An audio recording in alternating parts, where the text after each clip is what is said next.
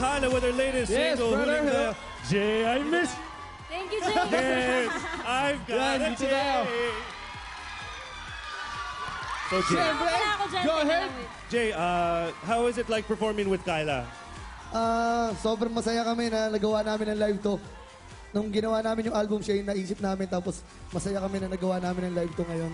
At nakakayakap ako sa iyo ngayon. Jay, Ikaw, Kai. can you get down now? Ano naman, kamusta ang experience working with the boys of Kamikaze? Naku, sobrang saya. Ang sarap nilang katrabaho.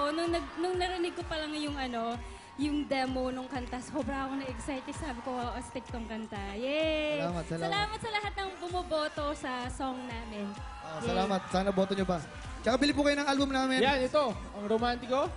Romantico under Universal. Ito po yung pang-apat naming album. Sana bumili kayo. At kung wala kayong gagawin sa July 31 sa Cowboy Grill, Quezon, August 1 sa Saguio, sa August 9, 10, 11 nasa Camsur kami, August 17 sa Digos, August 19 Davao.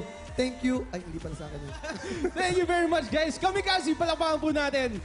At syempre, sa pagbabalik ng Party Pilipinas appear, ang birthday boy, Derek Monasterio with his birthday bash, at ang kakaibang tambalan na magsasama-sama sa stage sa isang nakakakilig na love dance. Dito lang yan sa Party Pilipinas up here.